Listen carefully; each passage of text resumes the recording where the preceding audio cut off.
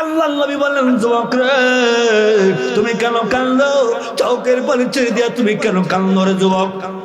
যুবক ডাক দিয়ে বলেন, ইয়া রাসূলুল্লাহ, ইয়া হাবিবাল্লাহ, ওগো আল্লাহর নবী, আমি যে গুনাহ করে ফেলেছি, আমি যে অপরাধ করে ফেলেছি, আমি যে অন্যায় করে ফেলেছি গো, আল্লাহ কি আমার জিন্দেগির গুনাহ মাফ দিবেন? আল্লাহ কি আমাকে মাফ দিবেন? আল্লাহর নবী বলেন, যুবক রে অবশ্যই তোমাকে আল্লাহ মাফ দিবেন। যুবক ডাক দিয়ে বলেন, ইয়া রাসূলুল্লাহ, ইয়া হাবিবাল্লাহ, না আল্লাহ আমাকে মাফ দিবেন না। আল্লাহর নবী বলেন, যুবক কেন আল্লাহ মাফ দিবেন না? তোমার বড় গুনাহ কত বড়? তোমার গুনাহ কি আসমানের চাইতে অনেক বড়?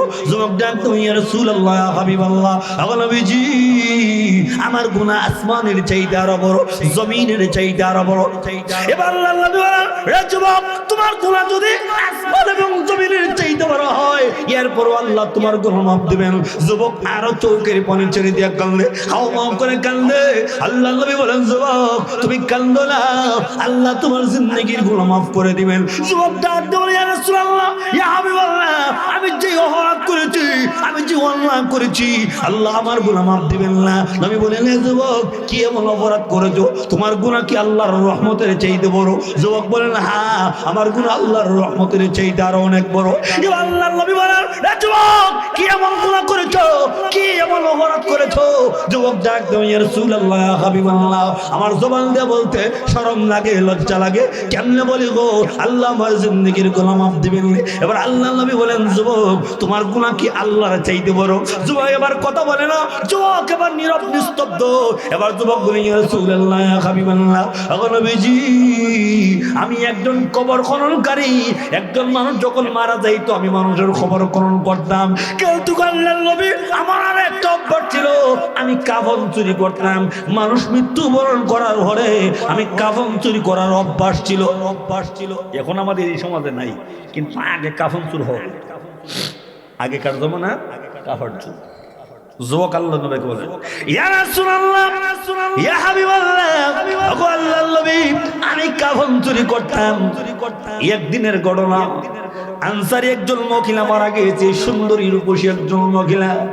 নবী গো আমি রাত্রে বেলায় কবরস্থ করিয়া রাত্রে বেলায় ওই মহিলার কাফনটাকে নেওয়ার জন্য কবরে গেলাম।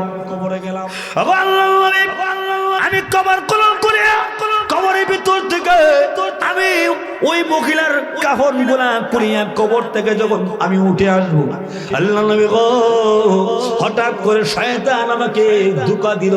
শয়তানের প্রবঞ্চনায় পড়ে গেলাম, শয়তানের ধোঁকায় আমি পড়ে গেলাম। শয়তান আমাকে ডাক দিয়ে বলে, রে যুবক এত সুন্দরী রূপসী একজন মহিলা একা একা কবরে রেখে যাইতেছো, তোমার কি মনের বাসনা পূরণ করবে না? তুমি কি মনের তামান্না পূরণ করবে না? ইয়া রাসূলুল্লাহ, ইয়া হাবিবাল্লাহ, আল্লাহর নবী যেই মুহূর্তে শয়তান আমাকে ধোঁকা দিল আমি সুন্দরী রূপসী মহিলার আসক্ত হয়ে গেলাম, পাগল হয়ে গেলাম। নবী গো কবরের ভিতরে আমি ওই মহিলার সঙ্গে আমার মনের তামান্না পূরণ করলাম, আমার মনের খায়াসাত পূরণ করলাম। যেই মুহূর্তে মনের খায়াসাত পূরণ করে কবর থেকে যখন আমি উঠে আসবো, এমনি দেখা যায় কবরের ভিতর থেকে আওয়াজ আছে, যুবক রে তুমি আমাকে ওই অপবিত্র করে গেলা, সমস্ত কবরবাসীর সামনে তুমি আমাকে অপবিত্র করা। তুমি কি আল্লাহর কাছে হাসরের ময়দানে তুমি কি জবাব দিবা না? তুমি কি আল্লাহর কাছে দাঁড়াইবা না? তুমি কি আল্লাহর কাছে জবাবদিহি দিবা না? ইয়া রাসূলুল্লাহ, ইয়া হাবিবাল্লাহ, ও আল্লাহর নবী আমি তো শয়তানের ধোঁকায় পড়ে এমন কাজটা করে ফেলেছি। যেই মুহূর্তে মহিলা আমাকে কবর থেকে ডাক দেয়, এমনি আমার অন্তরটার মধ্যে একটা দাগ কেটে দেয়। কিরে কি এমন অপরাধ করলাম, কি অন্যায় করলাম, কি জঘন্য তুমি একটা অপরাধ করলাম, আমার দ্বারা এমন জঘন্য অপরাধ কেন হইল? ও নবীজি আমি তো ওই মহিলার সঙ্গে খারাপ কাজ করে ফেলেছি, হাসরের ময়দানে আমি কি জবাব দিব? আল্লাহর কাছে কি জবাব দিব? আল্লাহর নবী বিশ্ব নবী রাহমাতুল্লাহ আলাইহি এই কথা শোনার পরে যুবকটাকে ঘাত করে ঘর থেকে ধাক্কা দিয়ে বের করে দিলেন। তুমি এমন জঘন্য অপরাধ করলা, আল্লাহ তোমাকে মাফ দিবে না, আল্লাহ তোমাকে মাফ দিবে না। আল্লাহর নবী বিশ্ব নবী রাহমাতুল্লাহ আলাইহি সাহাবায়ে কেরাম সহ ওই যুবকটাকে যখন ঘর থেকে যখন ধাক্কা দিয়ে বের করে দেয়, ওয়ানাশহাদু আল্লা ইলাহা ইল্লাল্লাহু ওয়াহদাহু লা শারীকা লাহু ونشهد أن سيدنا وسندنا وحبيبنا ونبينا ومولانا محمدا عبده ورسوله الذي أرسل إلى الناس كافة بشيرا ونذيرا وداعيا إلى الله بإذنه وسراجا منيرا أما بعد فقد قال الله تبارك وتعالى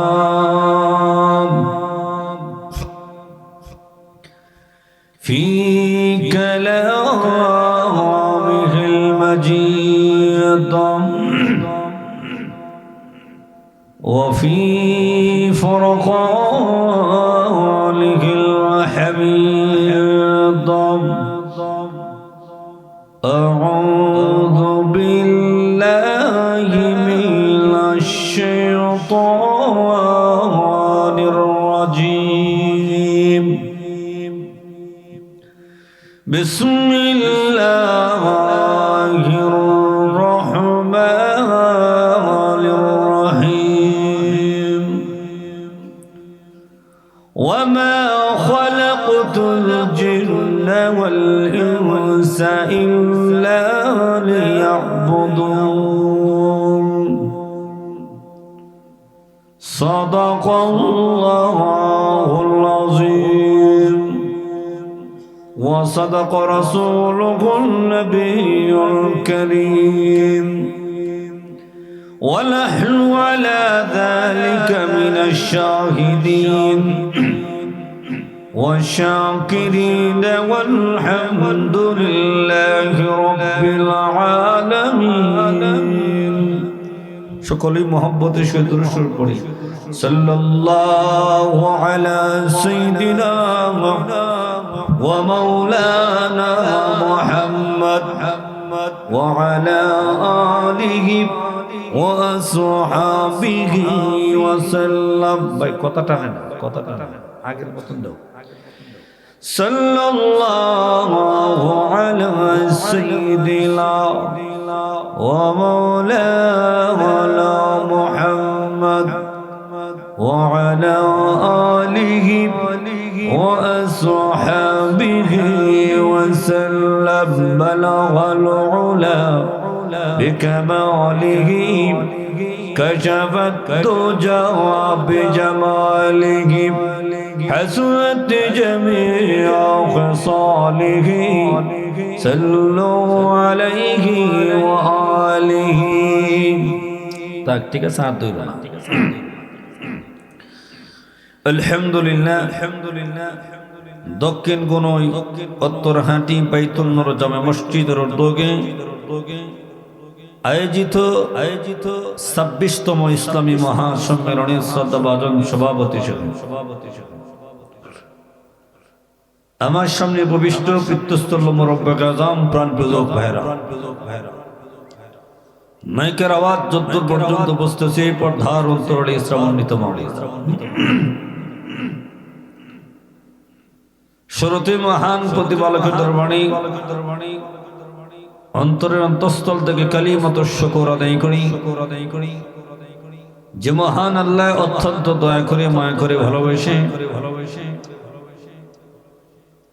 দীর্ঘক্ষণ কোরআন ও হাদিসের আলোচনা আপনারা শুনেছেন। আমার আগে যিনি আপনাদের সামনে আলোচনা করেছেন আমার উস্তাদে মাহতারাম, আপনাদের গ্রামের কিছু সন্তান, আপনাদেরই গর্ব, এটা আল্লাহ পাক আপনাদের নেক আমলের কারণে একটা নিয়ামত আল্লাহ দান করেছেন। হযরত মাওলানা মুফতি শাহ আব্দুল হক সাহেব দামাত বরকাতুহুম মাদ্দাজিল্লু আলী, আল্লাহ যেন হুজুরকে নেক হায়াত দান করে, সকলে কন্যা আমিন। আল্লাহ পাক আল্লাহ পাক এরপরে আপনাদেরকে ধৈর্য সহকারে বসার তৌফিক দান করেছেন। এজন্য প্রাণ খুলে প্রাণ উজাড় করে দিয়ে ওই রবের দরবারে কালিমাতুশ শুকর আদায় করি, জবানটা খুলে বলি আলহামদুলিল্লাহ। আপনারা যারাই আছেন আওয়াজ দিচ্ছেন কয়েকজন, শুকরিয়া আদায় করবো কার? এতে শুকরিয়া আদায় করলে লাভ না লস? লাভ। কারণ বাঙালিটা এমন একটা জাতি, লাভ না দেখলে এক কদম সামনে যায়। লাভ না দেখলে এক কদম যায় না, যেখানেই দেখে লাভ এই কোনো দাওয়াত দেওয়ান লাগে না, কান্তায় কান্তায় জায়গা জিগাও জিগি বেটা ভাই তোমার তো দাওয়াত দিছে না, তুমি এই লাগে তাই লাগে তো সব জায়গা কোন লাগার একটা হক আছে না, একটা হক আছে না। কি এমন হক উইল আর যদি গেলে এখানে কিছু লস হয়, 500 টাকা 2000 টাকা আমার দর দিল না কেন লাগি এ কইছে না, এ তো কইতে পারতো বাপ কইতে পারতো, হলাও কইতে পারতো, দাদা কইতে যেতাম না এইখানে গেলে লস। কারণ বাঙালি লাভ না দেখলে সামনে যায়। এই যে আপনারা এখানে আইছেন এতে লাভ হইছে না লস হইছে? লাভটা কি? নবী বলেন কোন বান্দা যদি একবার বলে আলহামদুলিল্লাহ, আমার মহান আল্লাহ তার আমলনামা থেকে 30টি গুনাহ মাফ করে দিয়ে 30টি নেকি দিয়ে ভরপুর করে দেয়। এবার আপনারা কোন লাভ না লস? টকসেন না দিচ্ছে, হ্যাঁ যারা আইছে না আল্লাহ গুণগ্রাম, এটা তো আমারই গ্রাম, বাড়ি যেহেতু কালাঞ্জুর, এটা আমার না, আমাদের ইউনিয়ন। যখনই আল্লাহ গুণগ্রামে যারা আছেন মা বোনদেরকে বলবো আপনার স্বামী, আপনার বাবা, আপনার সন্তানকে মাহফিলে পাঠান, ওরা আয়েশা যেই পরিমাণ সব পাবে আল্লাহ পাক আপনাদের আমলনামায় সাহায্য করার জন্য সেই পরিমাণ সব দান করবে। আল্লাহ সকলকে আসার তৌফিক দান করুন, সকলে কন্যা আমিন। মুহতারাম হাজিরিন, আমি আপনাদের সামনে আল্লাহর পবিত্র কোরআনুল কারীমের ছোট্টখান আয়াতে কারিমা তেলাওয়াত করছি। যে বিষয়টা আলোচনা করব, মানব সৃষ্টির রহস্য, আল্লাহ কেন আমাদের দুনিয়াতে প্রেরণ করলেন। আল্লাহ বলেন আমি আল্লাহ পৃথিবীর জমিনে আমার বান্দাগুলোকে সৃষ্টি করেছি, অনর্থক পাঠাই। আমি আল্লাহ পাঠাইছি বান্দা একমাত্র ইবাদত করবে। আজকে তো আপনারা মাহফিলের আয়োজন করছেন, বলুন কোন উদ্দেশ্য আছে কিনা? কথা বলেন না, আছে না? উদ্দেশ্য হলো উলামায়ে কেরাম আসবেন, দ্বীনি কথাবার্তা বলবেন, এখান থেকে যদি একটাও আমাদের গ্রামবাসী আমল করতে পারে নাজাতের উসিলা হবে। তাহলে আল্লাহ কয় আমি আল্লাহ বিনা কারণে সৃষ্টি করছি না, আল্লাহর উদ্দেশ্য আছে কিনা? আল্লাহ এক আয়াতের মধ্যে বলে আফাহাসিবতুম আল্লামা খালাকনাকুম আবাথা ওয়া আল্লাকুম ইলাইনা লা তুরজাউন।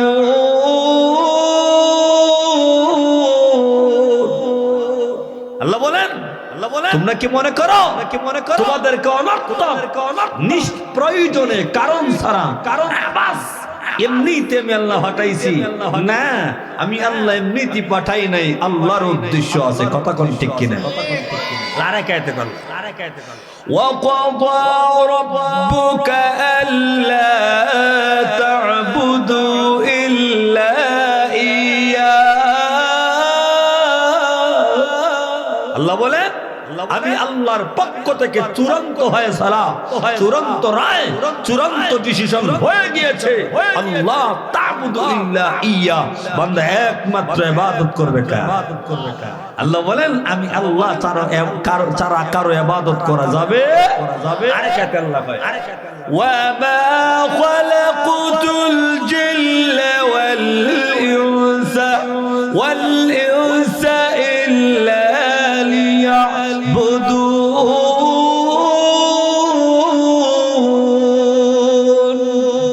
আল্লাহ বলেন আমি আল্লাহ জিন এবং ইনসানকে এই পৃথিবীর জমিনে সৃষ্টি করেছি একমাত্র আমি আল্লাহর ইবাদতের জন্য। কথা কোন ঠিক কিনা? কার ইবাদতের জন্য? আল্লাহ ওয়া খালাকতুল জিন্না ওয়াল ইনসা ইল্লা লিয়াবুদুনি, বান্দা একমাত্র ইবাদত করবে কার? এবার গুণগানবাসীর কাছে জানতে চাই, আল্লাহ ছাড়া মানুষ ইবাদত করেনি, করে না? করে না। দয়াল বাবা, আক্রোশী বাবা, গাঞ্জা বাবা, বদনাশা বাবা, আক্রোশী, এরপরে আপনার কত সারে আবাদত করে, বদনাশা আছে, খেতাশা আছে, সটমটি শাহ আছে, টং টং শাও আছে, কিতাশা হুজুর আপনি তো কই ফাইলা, আরে টং টং না, শুধু সটফটি শাও আছে, টং টং শাহ কইয়া দি কোনা না হইবা। ওই হবিগঞ্জের দিবাই লাখের একটা রোড গেছে না, লাখের রোড গিয়া রিসি হার হইয়া দল যাইবান, ওই দেখবে একটা মাজারের নাম লেখা হইলো টং টং শাহ মাজার। কিতাশরি আমি যাইতেছি প্রোগ্রামও, একটা গাড়ি আটকেলেছে, হুজুর চান্দা দিয়ে যান, কেড় চান্দা, আগামীকালকে টং টং শাহ মাজারে উরুস। আমি ওই আর জায়গা হয়েছে না, আমার কাছে আশ্চর্য ব্যাপার, ওই জায়গায় মানুষ সাজদা দেয় কিনা। ইদানিং কিছু ফেসবুকে দেখলাম একটা বার হয়েছে গেদুসা, কিসা আপনারা যারা ফেসবুক চালাচ্ছেন অবশ্যই দেখছেন, এটা শৈল কাপড় চোপড় কিচ্ছু নাই, এটার তোর বড় বেড়া বেড়ে গেছি যেগা যদি হয় কিতা হয় বাবার ভিতরে মাল আছে, কিতা আছে সব দেখাই এখানে মানুষ গোলামি করেনি। আল্লাহ কয় ওই যে তুমি এখানের মধ্যে ইবাদত করলা, আমি আল্লাহ ছাড়া যারা ইবাদত করলো, শিরিক করলো, আল্লাহর নবী বলেন নামাজ পড়ছো না, রোজা রাখছো না, হজ করছো না, যাকাত দিছো না, কিন্তু ঈমান আপনার আছে, আপনি যদি মৃত্যুবরণ করেন একদিন না একদিন জান্নাতে যাওয়ার সম্ভাবনা আছে। আর কোন ব্যক্তি যদি শিরিকের প্রতি অটল থেকে মৃত্যুবরণ করেন, আল্লাহ ঘোষণা করেন তার ঠিকানা হলো চিরকালের জন্য জাহান্নাম। যেখানে চিরকালের জন্য জাহান্নাম দেখতে মানে এই গুণাটার এলায় করে গুণই মনে করেন, আতেনি সমাধান। কিন্তু আল্লাহর নবী বিশ্বনবী রাহমাতুল আলামিন ঘোষণা করে দেয় পৃথিবীর জমিনে আমার উম্মতগুলা আল্লাহ রাব্বুল আলামিন তোমাদের পৃথিবীর জমিনে সৃষ্টি করেছেন একমাত্র আমি আল্লাহর গোলামি করার জন্য, আমি আল্লাহর ইবাদত করার জন্য। আমাকে আল্লাহ রাব্বুল আলামিন এই পৃথিবীর জমিনে নবী বানাইয়া প্রেরণ করেছেন তোমাদের কাছে একত্ববাদের দাওয়াত পৌঁছায় দেওয়ার জন্য। লা ইলাহা ইল্লাল্লাহ, আল্লাহ ছাড়া কোনো ইলাহ নাই, আল্লাহ ছাড়া কোনো মাবুদ নাই, আল্লাহ ছাড়া কোনো উপাসনা নাই। এ মক্কা নগরীর বাসীরা তোমরা দেবদেবীর পূজা করবা না, চন্দ্র পূজা করবা না, সূর্যের পূজা করবা না, কালিমার পূজা করবা না। আমাকে মহান আল্লাহ এই পৃথিবীর জমিনে নবী বানাইয়া প্রেরণ করেছেন। আল্লাহ দেয় আল্লাহ ছাড়া কারো গোলামি করা যাবে না। এই দাওয়াত তোমাদের সামনে আমি নবী তোমাদের সামনে পৌঁছায় দেওয়ার জন্য মহান আল্লাহ সৃষ্টি করেছেন কোন নবীকে? আপনি আমার আগে তো আল্লাহ কত নবী বানাইছে, এরপর সর্বশেষ নবী বানাইয়া আখির জামানার নবী আপনি আমার নবী নবী মুহাম্মদুর রাসূলুল্লাহ সাল্লাল্লাহু আলাইহি সাল্লামকে আল্লাহ এই পৃথিবীর জন্য সৃষ্টি করেছেন, নবী দিনের দাওয়াত দিয়েছেন লা ইলাহা ইল্লাল্লাহ, আল্লাহ ছাড়া কোনো ইলাহ নাই, আল্লাহ ছাড়া কোনো মাবুদ নাই, আল্লাহ ছাড়া কোনো উপাসনা নাই। আল্লাহ সৃষ্টি করেছেন ওয়া মা খালাকতুল জিন্না ওয়াল ইনসা ইল্লা লিয়াবুদুন, জিন এবং ইনসানকে আল্লাহ সৃষ্টি করেছেন আল্লাহর ইবাদতের জন্য, আল্লাহর গোলামি করার জন্য, বাস্তবায়নের জন্য। আল্লাহ নবী পাঠাইয়া প্র্যাকটিক্যালের মাধ্যমে প্রমাণ করেছেন এই দুনিয়ার উম্মতগুলো আল্লাহ তাআলা কারো গোলামি চলবে না।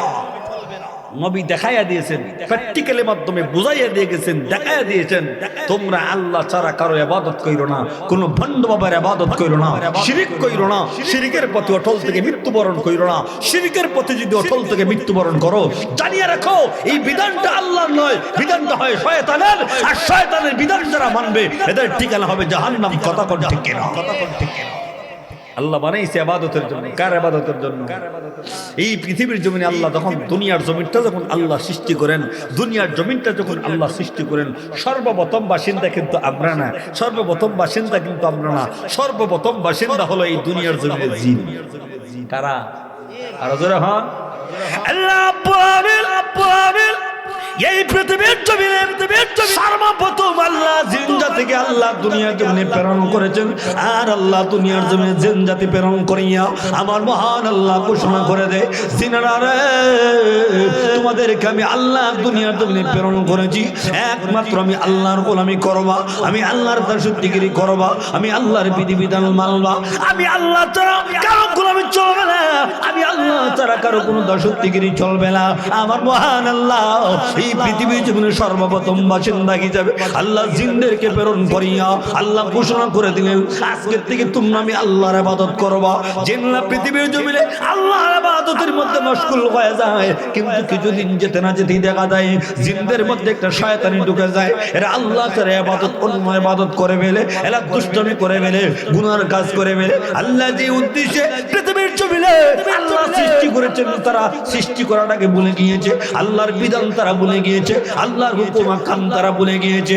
আমার মহান আল্লাহ রব্বুল আলামিন এবার ফেরেশতা জাতিকে আল্লাহ ডাক দেয়া বলে, ফেরেশতারা রে, যেই জাতিকে সৃষ্টি করেছি আমি আল্লাহর ইবাদতের জন্য, যেই জাতিকে সৃষ্টি করেছি আমি আল্লাহর গোলামি করার জন্য, ওই জাতি আমি আল্লাহর বিধানকে লঙ্ঘন করিয়া এদের মন গড়া জিন্দেগি চালায়, এদের কথা মতো এদের জিন্দেগি চালায়।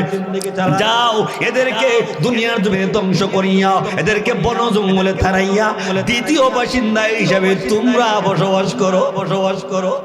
দ্বিতীয় বাসিন্দা কারা? ফেরেশতা। কারা? প্রথম বাসিন্দা কারা? জিন। প্রথম বাসিন্দা কারা? জিন। দ্বিতীয় বাসিন্দা কারা? ফেরেশতা। আল্লাহ দ্বিতীয় বাসিন্দা হিসেবে তোমাদেরকে আমি আল্লাহ নিয়োজিত করলাম, কারণ দুনিয়ার জমিনে জিন জাতিরা আমি আল্লাহর অবাধ্য রচনা করতেছে, আমি আল্লাহর কথা মানতেছে না, এদেরকে বন জঙ্গলে তাড়াইয়া, এদেরকে তোমরা এই দুনিয়ার জমিনে বন জঙ্গলে তাড়াইয়া দ্বিতীয় বাসিন্দা হিসেবে তোমরা দুনিয়ার জমিনে বসবাস করো। এবার ফেরেশতা দুনিয়ার জমিনে বসবাস করতে আরম্ভ করলেন, ফেরেশতা দুনিয়ার জমিনে বসবাস করতে আরম্ভ করলেন।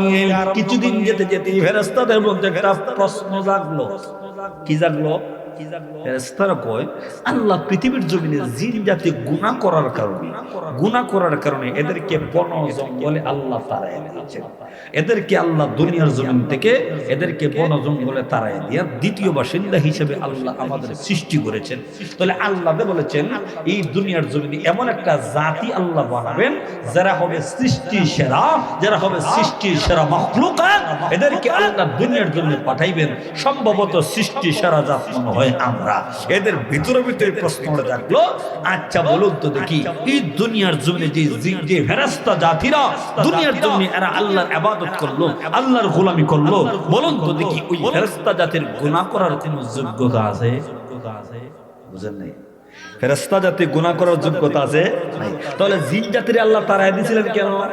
গুনাহ করার কারণে। কেন? গুনাহ করার কারণে। আর ফেরেশতা জাতি দুনিয়ার জমিনে বসবাস করে, এদের কোনো গুনাহ করার যোগ্যতা আছে? গুনাহ করার যোগ্যতা নাই। এখন ফেরেশতারা হয় আল্লাহ যেহেতু গুনাহ করার কারণে জিন জাতির আল্লাহ বন জঙ্গলে তাড়ায় দিয়েছেন, তাহলে আল্লাহ তো বলেছেন দুনিয়ার জমিনে ওয়াইদ ক্বালা রাব্বুকা লিল মালাইকাতি ইন্নী জাইলুন ফিল আরদি খলিফা, আল্লাহ এই কথা বলেছেন। বলা হয় আমরাই হইলাম সৃষ্টি সেরা, কারণ গুনাহ আমরা তো গুনাহ করি না, আমরা তো গুনাহ করার যোগ্যতা নাই। তখন আল্লাহ ফেরেশতা জাতিকে বললেন, এ ফেরেশতা জাতি, আমি আল্লাহ দুনিয়ার জমিনে এমন একটা জাতি বানাতে যাচ্ছি, এমন একটা প্রতিনিধি বানাতে যাচ্ছি যাদের যোগ্যতা গুনাহ করার যোগ্যতা আছে, কিন্তু এরা মারামারি করবে, কাটাকাটি করবে, রক্তপাত করবে, এরপর সৃষ্টি সারা জাত। তখন ফেরেশতা জাতির অন্তরে প্রশ্ন জাগলো, আল্লাহ গুনাহ করার কারণে যদি জিন জাতিকে বন জঙ্গলে তাড়ায় দিতে পারো, তাহলে গুনাহ করার যোগ্যতা তো আমাদের নাই, তাহলে আমাদেরকে কেন সৃষ্টি সেরা বানাও না? মনে মনে প্রশ্ন আল্লাহর কাছে তারা বলে নাই, কিন্তু মনে মনে প্রশ্ন, আল্লাহ আমাদেরকে তুমি বানাও না কেন? তখন ফেরেশতা জাতি আল্লাহর কাছে বলবেন, আল্লাহ আপনি এমন একটা জাতিকে যা সৃষ্টি সেরা বানাতে যাচ্ছেন, এদের যোগ্যতা গুনাহ করার যোগ্যতা আছে, এরপর আপনি এদেরকে সৃষ্টি সেরা বানাবেন। তখন আল্লাহ তাদের জবাব না, আল্লাহ কোরআন দিয়া মুখের জবাব মুখে দিয়ে আল্লাহ বলেন ইন্নী জাইলুন ফিল আরদি খলিফা। আল্লাহ বলেন ক্বালা ইন্নী আ'লামু মা লা তা'লামুন। হে ফেরেশতা জাতি, আমি আল্লাহ যা জানি তোমরা তা জানো। আল্লাহ বলেন আমি আল্লাহ যা জানি তোমরা তা জানো। আল্লাহ তখন ফেরেশতাদের জবাবটা দিয়ে দিলেন। তখন ফেরেশতা মনে মনে প্রশ্ন করলেন, এর কাছে আগে জানতে চাই।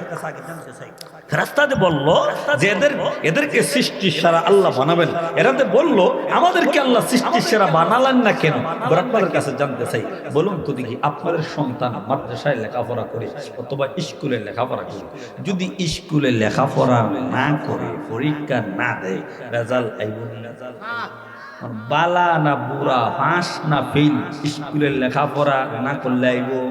এখন যদি বেটা হয় আমার খেলে লাগে স্কুলের রেজাল্ট 1 নম্বর দিলা না, আমার খেলে 2 নম্বর বানাইলে না, বলুন তো দিয়ে প্রশ্ন খাইব নি সমাজ? আগে লেখাপড়া করতে হইব, পাস হোক ফেল হোক, লেখাপড়া করতে হইব।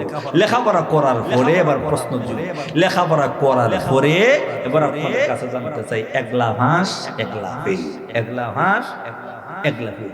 এবার পুরস্কার কোনটা হইব? হ্যাঁ, নাজেলা ফেল করছে, জেলা ফেল করছে না। এবার প্রশ্ন, কষ্ট কইরা ওই জায়গা পর্যন্ত যাওয়ার পরে তাহলে পুরস্কার দেওয়া হয়, কথা কোন ঠিক কিনা? কেন? বেটা কষ্ট করছে, রাত্রে ভোর রাত মেহনত কইরা ওই জায়গায় গিয়া পরীক্ষা উত্তীর্ণ হয়ে বেটা ভাস করছে, এরপরেই তাকে পুরস্কার দেওয়া হয়, কথা কোন ঠিক কিনা? ঠিক তদ্রুপভাবে দুনিয়ার জমিনে আল্লাহ ইবাদতের জন্য সৃষ্টি করেছেন, আল্লাহর বিধিবিধান মানে, আল্লাহর আইন মানে, আল্লাহর হুকুম আহকাম মানে, আল্লাহর কথা মতো চলে, আল্লাহর বিধান যারা মানে এরাই হলো সৃষ্টির সেরা। আর যারা আল্লাহর বিধান মানে না এরা সৃষ্টির সেরা না, কথা কোন ঠিক কিনা? এরা হলো চতুষ্পদ জন্তুর চাইতে আরো নিকৃষ্ট। যারা আল্লাহর বিধান মানছে না, আল্লাহর আইন মানছে না, বলে এরা চতুষ্পদ জন্তুর চাইতেও। এবার ফেরেশতারা বুঝতে পারছে আমাদের ভুল হয়ে গেছে, আমাদের অন্যায় হয়েছে, কি আল্লাহর কাছ থেকে জানি না জানার জন্য প্রশ্ন করাটা ভুল হয়ে গেছে। আচ্ছা কোন তো দেখি কোন ব্যক্তি জানে না জানার জন্য প্রশ্ন করলে এটা কোনো অপরাধ? অপরাধ না। এর পরে ফেরেশতা মনে কয় আমরা জানি না জানার জন্য প্রশ্ন করছি, বুঝছি না বুঝার জন্য প্রশ্ন করছি, এটা আমাদের অপরাধ হয়ে গেছে। আল্লাহর কাছে তারা মাপ দেওয়ার জন্য সাত আসমানের উপরে মসজিদে বাইতুল মামুর একটা মসজিদ আছে, ওই মসজিদটাকে উসিলা করে আল্লাহর কাছে ফেরেশতারা ডাক দেয়, বলে প্রভু বুঝে নাই বোঝার জন্য প্রশ্ন করেছি, জানি নাই জানার জন্য প্রশ্ন করেছি, প্রভু আমাদের ভুল হয়েছে, তুমি আমাদের মাফ করে দাও, মাফ করে দাও। ওয়াদা দিলাম আজ জীবনে কোনোদিন আল্লাহ এমন প্রশ্ন করব না। আল্লাহ না জানার কারণে প্রশ্ন করেছি, না বুঝার কারণে প্রশ্ন করেছি, আল্লাহ দয়া করে তুমি আমাদেরকে মাফ করে দাও। প্রতিদিন আল্লাহ রাব্বুল আলামিনের দরবারে আল্লাহর ঘর ওই মসজিদে বাইতুল মামুরটাকে উসিলা বানাইয়া প্রতিদিন 70,000 ফেরেশতা আমার মহান রবের দরবারে কান্দে। একদিন যারা কান্দে আর কিয়ামত পর্যন্ত আর কোনোদিন সুযোগ পাবে না। আল্লাহ রাব্বুল আলামিনের দরবারে তারা কান্দে। এবার আমার মহান আল্লাহ রাব্বুল আলামিন ফেরেশতাকে ডাক দেয়, বলে ফেরেশতারা তোমরা তো বুঝো নাই বুঝার জন্য প্রশ্ন করেছো, তোমরা তো জানো নাই জানার জন্য প্রশ্ন করেছো, এটা তো তোমাদের কোনো অপরাধ না, এটা তো কোনো তোমাদের অন্যায় না, এটা তো তোমাদের কোনো ভুল না। রে ফেরেশতা এরপর তোমরা আমি আল্লাহ রাব্বুল আলামিনের দরবারে আমার ঘরটাকে উসিলা বানাইয়া, আমি রবের দরবারে তোমরা তওবা করে উসিলা বানাইয়া আমি আল্লাহর দরবারে তোমরা পেশ করেছো, আমি মহান আল্লাহ তোমাদের দরখাস্ত মঞ্জুর করব। কিন্তু আমি আল্লাহ এমন এক জাতিকে পৃথিবীর জমিনে সৃষ্টি করেছি, এদের গুনাহ করার যোগ্যতা থাকবে, এদের গুনাহ করার মতন যোগ্যতা আছে, এরা তো গুনাহ করে ফেলবে, অন্যায় করে ফেলবে, এরা সুদ খাইবে, এরা ঘুষ খাইবে, এরা জিনা করবে, এরা অন্যায় অনাচার করবে, এরা যাবে কোথায়? কার কাছে? আমি আল্লাহর কাছে মাপ চাবে। কোথায় যাবে? কার কাছে? আমার বান্দা গুনাহকে আশ্রয় যাবে। এবারে যাও মসজিদে বাইতুল মামুরের বরাবর আমি আল্লাহ রাব্বুল আলামিন তোমাদেরকে আদেশ দিলাম, এই পৃথিবীর জমিনে সর্বপ্রথম যে ঘরটা নির্মাণ হবে, আল্লাহ বলেন ইন্না আউওয়ালা বাইতি উদিআ লিন-নাস লাল্লাযী বিবাক্কাতা মুবারাকাও ওয়া হুদাল লিল আলামিন। এই পৃথিবীর জমিনে সর্বপ্রথম ঘরটা নির্মাণ করো, আল্লাহর ঘর খানা কাবা। এই পৃথিবীর জমিনে মসজিদে বাইতুল মামুরের নিচ বরাবর এই পৃথিবীর জমিনে সর্বপ্রথম যে ঘরটা নির্মাণ হয়, আমার বান্দা তো অপরাধ করে ফেলবে, আমার বান্দা কোথায় যাবে? কার কাছে যাবে? আমার বান্দা যদি ওই ঘরটাকে উসিলা বানাইয়া আমি রবের দরবারে যদি তওবা করে সারেন্ডার হয়, আমি মহান আল্লাহ তার জিন্দেগির গুনাহ মাফ করে দিব। তোমরা তো আমি আল্লাহর কাছে এটাকে উসিলা বানাইয়া আমি আল্লাহর কাছে মাফ চাইবো, কিন্তু আমার বান্দাগুলো যাবে কোথায়? আমার বান্দা তো খুন করবে, রাহাজানি করবে, সন্ত্রাসী করবে, সুদ খাইবে, ঘুষ খাবে, জিনা করবে, আমার বান্দা যাবে কোথায়? এ ফেরেশতা মসজিদে বাইতুল মামুরের নিচ বরাবর আমি আল্লাহর সর্বপ্রথম ঘর, বলুন পৃথিবীর জমিনে সর্বপ্রথম ঘর মানুষের বসবাস ঘর না ইবাদতের ঘর? না ইবাদতের ঘর। আর জোরে কান, সর্বপ্রথম ঘর ইবাদতের ঘর, সর্বপ্রথম ঘর বাসিন্দাগণ নয়, তাহার ঘর নয়, পৃথিবীর জমিনের সর্বপ্রথম ঘর। ইন্না আউওয়ালা বাইতি উদিআ লিন-নাস লাল্লাযী বিবাক্কাতা মুবারাকাও ওয়া হুদাল লিল আলামিন। আল্লাহ বলেন সর্বপ্রথম ঘর হলো ইবাদতের ঘর, বসবাসের ঘর নয়। আল্লাহ বলেন ইবাদতের ঘর আমি আল্লাহ কেন বানাইলাম? ওই ইবাদতের ঘরটাকে উসিলা বানাইয়া কোন বান্দা যদি আমি আল্লাহর কাছে খালিস নিয়তে তওবা করে নাকের গায়ে পানি পৌঁছার আগে আমি আল্লাহ তার জিন্দেগির গুনাহ মাফ করে দেই। এবার বলুন তো দেখি গুনাহ করার যোগ্যতা আসেনি? আমাদের গুনাহ করার যোগ্যতা আসেনি? গুনাহ করার যোগ্যতা আছে, এখন গুনাহটা ছেড়ে দিয়া যদি আল্লাহর কাছে খালিস নিয়তে তওবা করি তাইলে সৃষ্টি সারা কথা কোন ঠিক কিনা। এখন বান্দা জুয়া খেলছে, সুদ খাইছে, ঘুষ খাইছে, আল্লাহ হয় আমার খানা কামা কোনো বান্দা যদি যায় আর গিয়া যদি খানা খাবার গেলাপটাকে দইরা আল্লাহর কাছে কান্দে, প্রভু জীবনে অনেক গুনাহ করেছি, অনেক অপরাধ করেছি, আর জীবনে কোনোদিন গুনাহ করব না, আর জীবনে কোনোদিন অন্যায় করব না, আর কোনোদিন শুধু খাইব না, আর জীবনে কোনোদিন ঘুষ খাইব না, আর জীবনে কোনোদিন জিনা করব না, আর কোনোদিন অন্যায় অনাচার করব না, জুয়া করব না। হে রব্বুল তোমার গুনাহগার বান্দা তোমার দরবারে আইসা সাল্লাল্লাহু হইলাম, আল্লাহ তুমি আমার জিন্দেগির গুনাহ মাফ করে দাও। রব্বুল আলামিন তুমি যদি মাফ না করে দাও, আল্লাহ বলো না কে তোমার গুনাহগার বান্দাকে মাফ করে দিবে। আল্লাহ গো দয়া করে তোমার গুনাহগার বান্দা মাফ করে, গুনাহগার বান্দাকে মাফ করে দাও। হে রব্বুল তোমার ঘরটাকে উসিলা বানাইয়া তুমি মুনিবের দরবারে তওবা করলাম, আল্লাহ তুমি আমার জিন্দেগির গুনাহ মাফ করে দাও।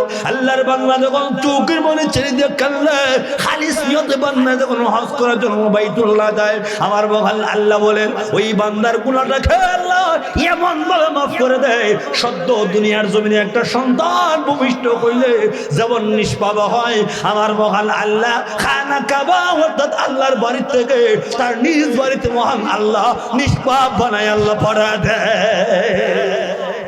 আল্লাহ হয় তওবা করতে হইও, আল্লাহ তুই যদি খালিস করতে তওবা করস, আল্লাহকে বান্দা যত বড় গুনাহ হয় না কেন, যত বড় অপরাধ হয় না কেন, কোন বান্দা যদি খালিস করতে তওবা করতে পারে, আল্লাহ হয় আল্লাহ সবচেয়ে বড় গুনাহটাকে আমি আল্লাহ মাফ করে দেই।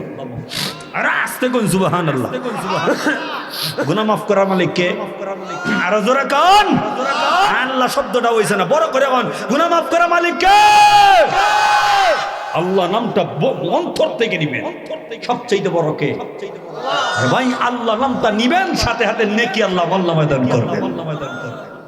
নেতার নাম দিয়ে বড় কইরা হয় আমাদের নেতা, কথা বলে আমরা নেতা, আমরা এমপি সব ই হমনে করে সিহা দেওয়া হয়, আল্লাহর নাম কইলে তো সব ওই তো রবর হয় না। বরং যদি বান্দা একবারে বড় থেকে বড় গুনাহ করে মাফ দেখে, খালিস নিয়তে তওবা করে, আল্লাহ ইয়া আইয়ুহাল্লাযীনা আমানু তুবু ইলাল্লাহি তাওবাতান নাসুহা, বান্দা যদি খাঁটিভাবে তওবা নাসুহা করে, আল্লাহ আমি আল্লাহ সবচেয়ে বড় গুনাহকার কবি আল্লাহ মাফ করে দেয়। কেমনে বোঝায়? তানবীহুল গাফিলুন নামক একটা কিতাব আছে।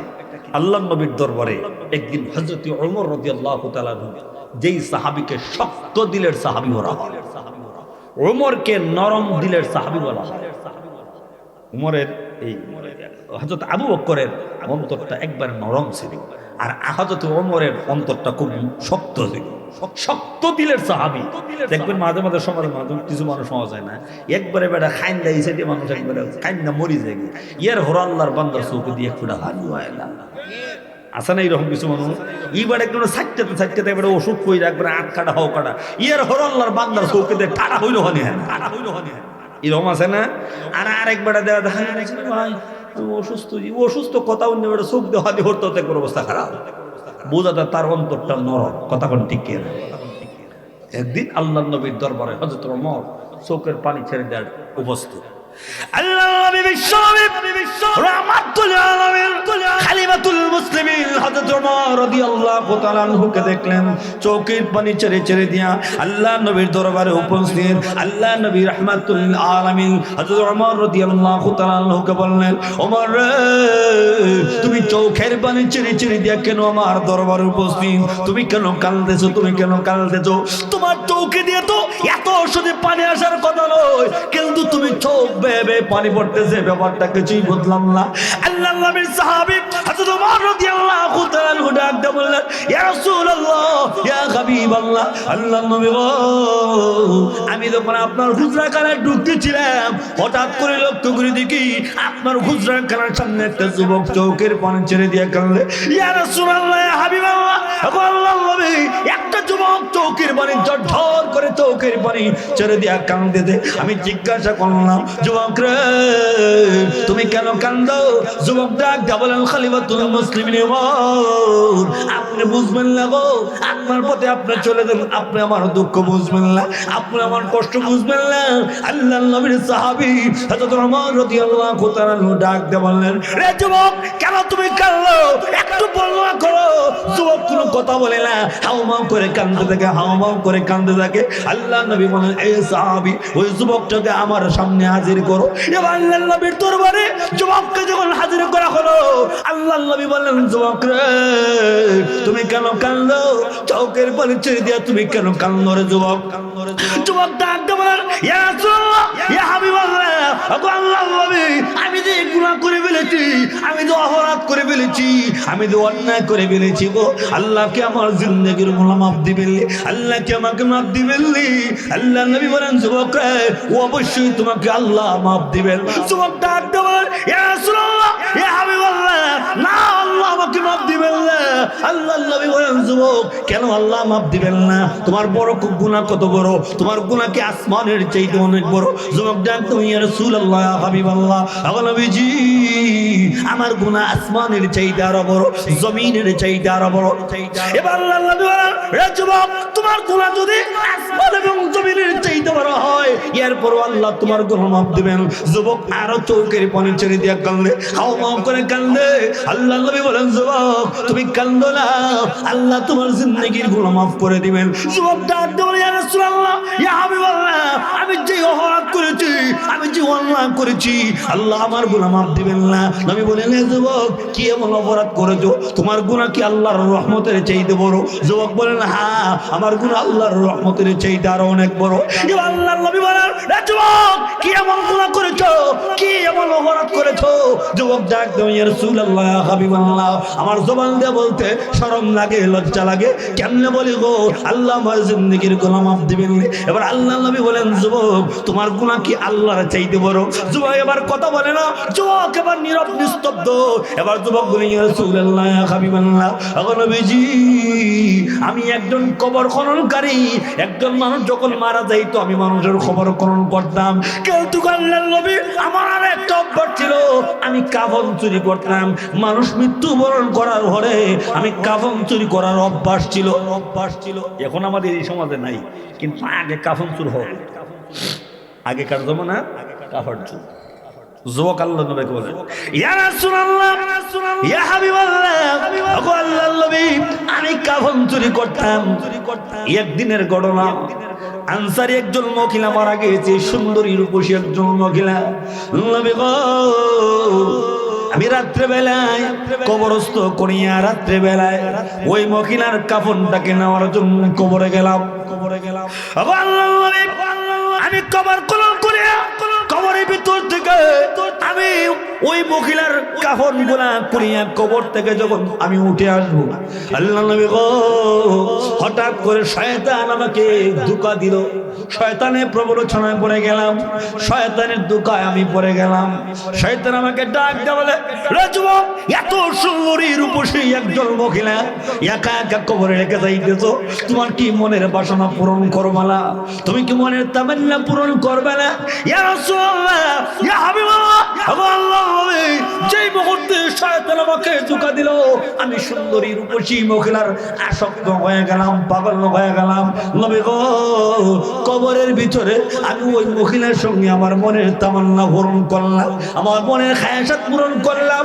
যেই মুহূর্তে মনের খায়াসাত পূরণ করে কবর থেকে যখন আমি উঠে আসবো, এমনি দেখা যায় কবরের ভিতর থেকে আওয়াজ আছে, যুবক রে তুমি আমাকে ওই অপবিত্র করে গেলা, সমস্ত কবরবাসীর সামনে তুমি আমাকে অপবিত্র করা।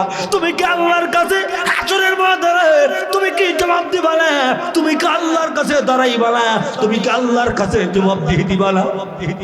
ইয়া রাসূলুল্লাহ, ইয়া হাবিবাল্লাহ, ওগো আল্লাহর নবী আমি তো শয়তানের ধোঁকায় পড়ে এমন কাজটা করে ফেলেছি।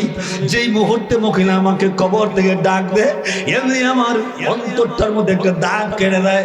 কিরে কি এমন অপরাধ করলাম, কি অন্যায় করলাম, কি জঘন্যতম একটা অপরাধ করলাম? আমার দ্বারা এমন যখন লহরাত কান্না হইল, তখন নবীজি আমি তো ওই মহিলার সঙ্গে খারাপ কাজ করে ফেলেছি, হাসরের ময়দানে আমি কি জবাব দিব, আল্লাহর কাছে কি জবাব দিব? আল্লাহর নবী বিশ্ব নবী রাহমাতুল আলামিন এই কথা শোনার পরে যুবকটাকে ঘাত করে ঘর থেকে ধাক্কা দিয়ে বের করে দিলেন। তুমি এমন যখন লহরাত করলা, আল্লাহ তোমাকে মাফ দিবে না, আল্লাহ তোমাকে মাফ দিবে না। আল্লাহর নবী বিশ্ব নবী রাহমাতুল আলামিন সাহাবা কিরাম সহ ওই যুবকটাকে যখন ঘর থেকে যখন ধাক্কা দিয়ে বের করে দেয়, এবার যুবক দেখা যায় পেরেশান হয়ে যায়, টেনশনে পড়ে যায়। আল্লাহ নবী যাকে তার দরবার থেকে তাড়ায় দিয়েছেন, বলুন আর দুনিয়াতে কোনো জায়গা আসেনি? নবীর দরবার থেকে তাড়ায় দেওয়া হয়েছে, আর কোথাও যাইবার কোন জায়গা আছে? যেখানে শেষ জিনিস না আছিল, যেখানে শেষ ভরসা আছিল। দেখবেন আমাদের সমাজে কয় যেখানে গেলে শেষ ভরসা, এখান থেকে যদি নৈরাশ হয়ে যায় আর কোথাও গিয়া কোন লাভ। মনে মনে গুণে গ্রাম তালাশ করছে, খার কাছে গেলে আমি 5,000 টাকা পাইব, তালাশ করে গেছে না আমাদের হুজুরের কাছে, মুফতি আপনার আব্দুল হক সাহেব হুজুরের কাছে গেলে ভাইব, মনে হয় আশা আছে, শেষ ভরসা। এখন বেটায় হুজুরের কাছে গেছে, হুজুর একটু সমস্যা, ভাই এখন দিতে পারবো না, আমার একটু সমস্যা আছে। এবার বলুন আর কোনো জায়গা আছে? আগের তো সিদ্ধান্ত নিয়েছে আর কোথাও জায়গা এখন এবারটা দুনিয়ার জমিনে আর কার কাছে যাইব? নবী স্বয়ং নবী রাহমাতুল লিল আলামিন তাকে তাড়ায় দিয়েছেন, আর যাইবার জায়গা আছে? এবার দেখেন কি হয়। এবার আল্লাহ নবী রাহমাতুল লিল আলামিন মুহাম্মদুর রাসূলুল্লাহ সাল্লাল্লাহু আলাইহি ওয়াসাল্লামের দরবার থেকে বের হইয়া এবার পেরেশান হয়ে যায়, আমি কোথায় যাব, কার কাছে যাব, আমি কার কাছে গিয়ে আশ্রয় যাব, কার কাছে গিয়ে বলবো? আমাকে স্বয়ং নবী মুহাম্মদুর রাসূলুল্লাহ আমাকে তাড়ায় দিয়েছেন, সাহাবা کرام আমাকে দূর করে তাড়া দিয়েছেন। এবার চিন্তা করলো কোথায় যাইব, তখন চিন্তা করলো লা তাকনাতু বির রাহমাতিল্লাহ, আমি আমার আল্লাহর রহমত থেকে নৈরাশ হইব না। আমাকে নবী তাড়ায় দিতে পারে, সাহাবায়ে কেরাম তাড়ায় দিতে পারে, আমার বিশ্বাস আমার আল্লাহ আমাকে তাড়ায় দিবে না, আল্লাহ তাড়ায় দিবে না। আমার যুবককে বাড়িতে যায়, গভীর রজনীতে জঙ্গলার ভিতরে চলে যায়, জঙ্গলার ভিতরে গিয়া ওই সাহাবী আমার আল্লাহর কাছে ডাক দেয়, বলে গভীর রজনীতে চোখের পানি ছেড়ে দিয়ে আমার আল্লাহকে বলে, প্রভু জীবন অনেক গুনাহ করেছি, এমন অপরাধ করেছি, তোমার নবী সহ আমাকে তোমার নবীর দরবার থেকে তাড়া দিয়েছে। আল্লাহ বলো না আমি কোথায় যাব, আমি কার কাছে যাব, আল্লাহ কার কাছে আমি আশ্রয় চাইব? আল্লাহ তোমার নবী আমাকে তাড়া দিয়েছে, সাহাবা کرام আমাকে তাড়া দিয়েছেন, আল্লাহ খেয়ে আমার অপরাধ মাফ করে দিবেন। আল্লাহ আমি তো অন্যায় করেছি, আমি তো ভুল করে ফেলেছি গো, আমি তো অন্যায় করে ফেলেছি, আল্লাহ তুমি আমার জিন্দেগির গুনাহ মাফ করে দাও। হে রব্বুল আমিন তুমি তো বলেছো লা তাকনাতু বির রাহমাতিল্লাহ, হে রব্বুল আমিন তোমার রহমতের দরবার থেকে তোমার গুনাহগার বান্দাকে তুমি তাড়ায় দিও না। আল্লাহর বান্দা গভীর রজনীতে আল্লাহর কাছে কাঁদলে, প্রভু তাকায় দেখো পৃথিবীর জমিনে সমস্ত মানুষ ঘুমায়, কিন্তু তোমার গুনাহগার বান্দা ঘুমায় না। আল্লাহ তোমার পশু পাখি পর্যন্ত রাত্রে বেলায় ঘুমায়, কিন্তু তোমার গুনাহগার বাবা তোমার দরবারে আল্লাহ হাজিরা দিয়েছে, তুমি যদি তোমার গুনাহগার বান্দাকে মাফ না করে দাও, আল্লাহ আমি কার কাছে যাব, কার দরে যাব? আল্লাহ দয়া করে তুমি আমার জিন্দেগির গুনাহ মাফ করে দাও। হে রব্বুল আমিন তুমি আমার গুনাহ মাফ করে দিও, তোমার নবীকে জানা দিয়ে দাও, আল্লাহ তুমি তো আমাকে মাফ করে দিয়েছো। হে রব্বুল আমিন তুমি যদি আমাকে মাফ না করে দাও, আল্লাহ তুমি আসমান থেকে আগুন পাঠাইয়া তুমি আমাকে আগুন দিয়ে জ্বালায় দাও, আমি জাহান্নামের আগুন সহ্য করতে পারবো না। আয় আল্লাহ তুমি আমাকে জাহান্নামের আগুনে জ্বালাইও না, দুনিয়ার জমিনে আমাকে শাস্তি দাও।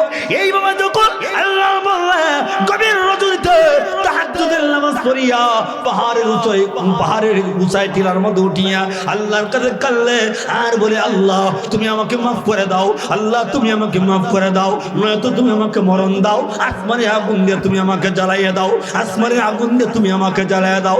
আল্লাহর বাবা চৌকের পানি ছেড়ে দিয়ে কাঁদলে, এমনি দেখা যায় আল্লাহ নবীর দরবারে জিবরাইল এসে উপস্থিত, ইয়া রাসূলুল্লাহ ইয়া হাবিবাল্লাহ, ও নবীজি এই পৃথিবীর জমিনের রাজত্বর মালিক কে? আল্লাহ নবী বলেন আমার আল্লাহ। আমার নবীজি তোর এই পৃথিবীর জমিনের মানুষের মালিক কে? আল্লাহ নবী বলেন আল্লাহ। আমার নবীজি এই পৃথিবীর জমিনের রিজিক দানার মালিক কে? আল্লাহ নবী বলেন আল্লাহ। এই দুনিয়ার জমিনে মানুষের অপরাধ করলে গুনাহ মাফ করে দেন কে? আল্লাহ নবী বলেন আল্লাহ। আমার নবীজি সবকিছু যদি আল্লাহ হয়ে থাকেন, আপনি যে আপনার গুনাহগার উম্মতকে অর্থাৎ আপনার সাহাবীকে আপনার দরবার থেকে তাড়ায় দিয়েছেন, আমার আল্লাহর দরবারে ওই সাহাবী এমন ভাবে তওবা করেছে, ও সাহাবীজি আপনি ঘোষণা করে দিন, ওই সাহাবীকে খবর পাঠিয়ে দেন আমার মহান আল্লাহ তার তওবা এমন ভাবে কবুল করেছেন, আমার মহান আল্লাহ তার জিন্দেগীর গুনাহ মাফ করে দিয়েছে। আর জোরে করুন না সুবহানাল্লাহ। গুনাহ মাফ করছেন কে? আল্লাহ। বর্তমানে তো আমরা এমন জঘন্য অপরাধ করি, যদিও জিনায় দুনিয়াতে জিনার মতন অপরাধ করে, কিন্তু কবর জ্ঞাত লাশের লগে এমন অপরাধ করে না। এরপরও মাপ দিছেন কে? আল্লাহ। বান্দা তুই যদি খালিস নিয়তে তওবা করস, আমি আল্লাহ যেমন ওই সাহাবীদের কবি আল্লাহ মাফ করে দিয়েছি। বান্দারে খালিস নিয়তে তওবা করলে আমি আল্লাহ একটা সেকেন্ড দেরি করি না, তবে শর্ত হরে বান্দা খালিস নিয়তে তওবা করতে হবে। কথা কোন ঠিক কিনা? আমরা তওবা করবো কিনা? বর্তমান যুবকরা এর অন্তরে গুনাহ করার পর একটুকু ভয় নেই। হুজুর এটা কেটে কইলে বয় নাই কেটা কইলে আপনারে? আচ্ছা বয় যদি থাকতো তাহলে হাড় কগিয়া ফুরি লইয়া এমনভাবে চটফটি খায়, এমনভাবে চা খায়, চা ফান করে এরপরে চাইলে বুঝা যায় সবের কাজ করতে আছে। কথা পায় না। বাড়ির বউ আছে, কিন্তু বাড়ির বউর মুখও কোনোদিন তুললে হয় না, কিন্তু প্রেমিকার একবারে ফুসকাটা যদি বলেন মিথ্যা বলি, আর যদি খালি এখানে একটু লাগিয়ে দেয় কি কোনো কিছু বাড়ির বউ যদি খালি বাদ একটু ভুলে বাদটাও খাইতে হরস তো বাপ এই খাইছিল ইলারে দেখা যায় তেজ দেখায় আসেনি। ওই যে এইবার দেখবেন এখানে আমাদের হবিগঞ্জ ওই কালার ডোবা নাকি কালার ডোবা। আরেকজন আমার কইতেছে যাইতেছি কালার ডোবা হোক ওই হুজুর এখানে সব গুনার কারখানা ফুলাইতে ওই নদী ওই দেখে ক্ষেতের মাঝখানে জায়গা করে দিছে আর একটা আর একটা ছোট নৌকা ফেসবুক হিকানো যায়, হিকানো গিয়ে কিতা করে বাকি দ্বারা আপনারা কইলাম না। সবের কাজই করে, কথা বলে না, খুব সবের কাজ। তো সবের কাজ যদি করে না, এই যে গুনাহ করে এর ভিতরে একটু বিন্দু পরিমাণ ভয় নাই। ভয় যদি থাকতো এমন জঘন্য অপরাধ করতো না। কথা কোন ঠিক কিনা? বাড়ির বউ তৈয়া এর হরজ আগে ভেবে গেল, এর হরজ আয় এর এক বলে একটা না বাড়িটারে একদিন একটা আলতাস মাল হাতটা দেয় না, হিলারে দেখা যায় চুরি কই হইলো দেয়, বাড়িলারে একটুকু দেখা যায় সাইজে আপনার একটু আমার একটা সাবান দিও, একটু হাউডার দিও, একটু খিরিম দিও, হিদিন না গালে না দিছিলাম। ওরে বাপরে বাপ যে হিসাব হিদিন নাই না দেখি হিসাব লয়। আর হিলায় কইছে হ্যালো আমার তো হ্যাঁ করলাম তোরা বুঝছি। বলুন সমাজে আছে কিনা? তাহলে গুনার মতন জঘন্য অপরাধ করার পরও আমাদের সমাজের যুবকদের অন্তরে একটুকু ভয় নাই। তাহলে আল্লাহ সৃষ্টি করেছেন আল্লাহর গোলামি করার জন্য, আর আমরা লাগিয়ে থাকি সকল তার শয়তানের পিছনে। শয়তানের লিডার বানাইয়া আমরা সবের কাজ মনে কইরা গুনার কাজ করি, একটুকু দিল কাফে না। যাদের অন্তরে খোদার ভয় থাকবে, যাদের অন্তরে আল্লাহর গজবের ভয় থাকবে, জানিয়ে রাখেন ওই ব্যক্তি কখনো গুনার দিকে ধাবিত হতে পারে। বিশ্বাস করেন, বিশ্বাস করেন আপনার ঘরের স্ত্রীকে ফেম কইরেন না। ফেমের মধ্যে কোনো শান্তি নেই, ফেমের মধ্যে কোনো শান্তি নেই, সব অশান্তি। যারা যারা ফেম করে বিয়া করছে এরা দিকেই, আর আমরার মতন যারা বিয়া করছে গিয়া দেখুন আমরা ঘরের মধ্যে শান্তি আর শান্তি। আর ফেম করে যারা বিয়া করছে ইলে একলা একলার বিশ্বাস করে না। কালে যদি খালে ফোনের মধ্যে ওয়াইটিং ভাইলায় তো তুই কার লাগে মারছিলে, মারছে বাড়ি ওই কার লাগে মারছে তোদের ওয়াইটিং কার লাগে তোরা আগইছি না, আগইছি না। কারণ হুজুর ইটা হইলে কই আমার কাছে দোয়া চায়। ওই হুজুর বড় মুসিবত আছে ওই কিতা ঘরের মধ্যে শান্তি নাই। শান্তি হইব না আগই তুমি হিকানোর মধ্যে সুর লেনদেন হয়ে গেছে। বিশ্বাস করেন স্বামী স্ত্রীর মধ্যে মহব্বত পাইতে গেলে বউয়ে জামাই রে পানি দিছে এক গ্লাস মনে হয় আধা খানি দিছে আর কি। বউরে জামাই বউরে জায়গা তুই কিন্তু মুখ লাগায় খাইছিস, বুঝছেন না মনে আমার বউরে জামাই কিতা জায়গায় মুখ লাগায় খাইছিস, এটাই কেন জায়গায় আর ফারকোকে চা খাইছে প্রেমিকা দেখে তুমি কোন দিক দিয়ে খাইছো ওই দিক দিয়ে খাইছি এবার এখন দেখা যায় বেড়া হাসির কথা না সত্য না মিথ্যা তোমার বিবিটা মুখে লাগাই খাইতে জিগা তুমি মুখ লাগাই খাইছো নি যে মহিলার সংসার করে হিলারে জিগে মুখ লাগাই খাইছো নি আর যাই প্রেমিকার মধ্যে কোন দুর্গন্ধ আছে মুখের মধ্যে কত কিছু আছে হাসিটার সময় এটার মতো নির্লজ্জ বেহায়া সমাজের মধ্যে নাই এদের কারণে সমাজের মধ্যে আল্লাহর গজব আসতে কথা বলেন ঠিক কিনা যুবকদেরকে বুঝাইবার দরকার আরে ভাই বউ ভানি লাগাই যেন তারা মজা হয়ে লাগাইতা বউরে মুখ তুলে দাও না মহব্বত বাড়বো বউরে আপনি ওই ফেমিকাল লাগিয়ে দেখা যায় এখন ফুতলা বইরা লইয়া যায় আর বউর লাগে জীবনে নেয় আমি একটা কথা কইয়া দেয় আপনি যদি বাজারের মধ্যে বালাবুড়া খান বউর লাগে লুকাই একটা নিবা নিয়ে বউর মুখে তুলে দেখবা দেখবেন আলহামদুলিল্লাহ স্বামী স্ত্রীর মধ্যে এত মহব্বত মনে করবেন মনে হয় এই মার তো বিয়া করছে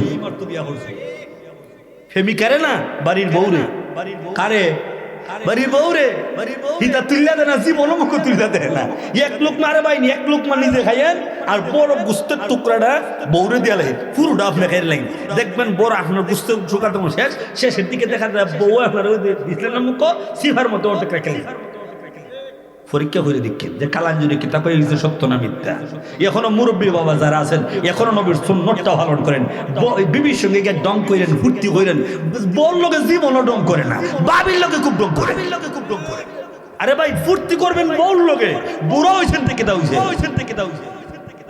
বিবির লোকে মহব্বত বাড়ান বিবির লোকে মহব্বত বাড়ান স্বামী স্ত্রীর মধ্যে মহব্বত লাগলে বরকত দিবেন রহমত দিবেন কে আর যারা খান আল্লাহ সকলকে হেদায়েত দান করে সকলে বলেন আমিন তাহলে দুনিয়ার জমিনে বিধান মানবো কার আল্লাহ কার সমস্ত বিধিবিধান যারা মানবে আমি আল্লাহর আইন যারা মানবে আমি আল্লাহর পক্ষ থেকে তাদেরকে আমি আল্লাহর রহমত দান করব যাদের ভিতরে আল্লাহর ভয় থাকবে যাদের ভিতরে খোদার ভয় থাকবে খোদার কসম ওই ব্যক্তি কখনো গুনার দিকে ধাবিত হবে এখন আমাদের অন্তরে আল্লাহর ভয় নাই আল্লাহর গজবের ভয় নাই আল্লাহর রহমতের আশা নাই আল্লাহ সৃষ্টি করেছেন আল্লাহর গোলামি করার জন্য আল্লাহর ইবাদত করার জন্য আমরা গুনার দিকে ধাবিত আমরা আল্লাহর আইন মানি না আল্লাহর কথা মতো ছাড়ি না যেই ব্যক্তির ভিতরে আল্লাহর ভয় থাকবে খোদার ভয় থাকবে জাহান্নামের ভয় থাকবে আল্লাহর আযাব গজবের ভয় থাকবে ওই ব্যক্তি কখনো অন্যায় করতে পারবে না সুদ খাইবে না ঘুষ খাইবে না জিনা করবে না অপরাধ করবে না আর যারা আল্লাহর বিধানকে সঠিকভাবে মানবে আল্লাহর আযাব গজবের ভয় থাকবে আল্লাহ দুনিয়া আখিরাতে তার সম্মান বাড়ায় দিবে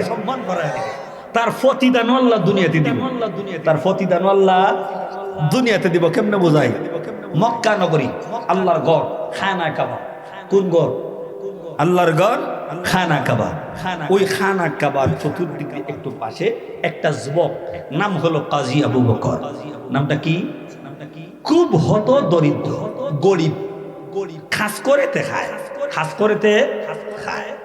কিন্তু খাস কাম করে কিছু বেশি খায় না খায় একদিনের ঘটনা ওই কাজী আবু বকরের ভিতরে কেমন ভয় কেমন ভীতি বুঝাচ্ছে আপনাদের কাজী আবু বকর আমি খানা কাবার চতুর্দিক দিয়ে ময়লা আবর্জনা আমি পরিষ্কার করতে গিয়ে হঠাৎ করে লক্ষ্য করে দেখি গো আমার ওই জারুর সামনে হঠাৎ করে একটা কুতি দেখা যায় কুতি ছিল না আগে কিন্তু কুতি ছিল কাহর দিয়া কুতি বানানো হইতো মাইনি বেগ এখন নবারিছে ওই জমাতে বানান আমি মক্কা পরিষ্কার করে আমি আমার জীবিকা অর্জন করতাম একদিনের ঘটনা হঠাৎ করে লক্ষ্য করে দেখি হঠাৎ করে একটি কুতি দেখা যায় আমি কুতিটাকে দেখার পরে আমি এই আবার চলে গেলাম কিছু দূর যাওয়ার পরে আবার মনে মনে সিদ্ধান্ত নিলাম কি রে অবশ্যই কুতির মধ্যে কোনো কিছু আছে কোনো মাল আছে আমি যদি এটাকে সংরক্ষণ না করি কোনো খারাপ মানুষের হাতের মধ্যে যখন পড়বে তখন ওই জিনিসটাকে গ্রাস করে ফেলবে বক্ষণ করে ফেলবে আমানতের খেয়ানত করে ফেলবে কেউ তো আমি চিন্তা করলাম দেখি তো কুতির ভিতরে কি আছে কুতির সামনে গিয়া হাতের মধ্যে কুতিটা নেওয়ার পরে যখন মুখটা করলো বিসমিল্লাহ বলো যখন মুখটা করলো তাকায় দেখি ওই কুতির ভিতরে স্বর্ণের একটা অলংকার দেখা যায় শুধু তাই এইটার ভিতরে বিশাল অঙ্কের টাকা দেওয়া যায় আমরা যদি মনে কইতাম আল্লাহ মনে হয়ে দিছে কথা কই না আল্লাহ মনে করে দিছে, বিশাল অঙ্কের টাকা মনে করে আল্লাহ দিছে। এই বলি আমরা করতাম, কথা বলেন ঠিক কিনা? কিন্তু যুবকটা আবার ওই কোটি পাওয়ার পরে যুবক বলেন মনে হয় আসমানটা ভেঙে আমার মাথার মধ্যে পড়ে রইল। এটা তো একটা আমানত, আমি এখন তো আমানতের খেয়ানত করতে পারবো না। আমি যদি আমানতের খেয়ানত করি আল্লাহর কাছে আমাকে জবাব দিতে হবে, আল্লাহর কাছে জবাব দিতে হবে। এবার যুবকটা ছেলেটা পড়ে গেল। এবার যুবকটা হাতের মধ্যে কুতি নিয়ে ওই মক্কা নগরীতে যত মানুষ হজ করার জন্য যায়, প্রত্যেকটা তাবুতে তাবুতে যায়, তাবুতে তাবুতে গিয়া বলে তোমরা খারাপ এখানের মধ্যে কেউ কে আছো, তোমাদের মধ্যে কেউ কুতি হারাইছনি। আমরা যদি ইজাজের সুযোগ পাইতাম হারাইয়া না হারাইতাম, আমরা আত্মুল্লাহ কইতাম ভাই সাহেব আমার হারাইছে। কথা বুঝেন নাই? ইমাম সাহেব ঘোষণা করছে আমার কিছু টাকা পাওয়া গেছে, আপনাদের প্রমাণ দিয়ে নিবা। 20 জনের শ্রীকুট দিছে হুজুর আমার টাকা, এক একজনে 10,000, 20,000, 30,000, 500, 8,000, 4,000 সকলে দিছে। কত লোক টাকা হইলে যদি ভোগে ভরে যায় গে।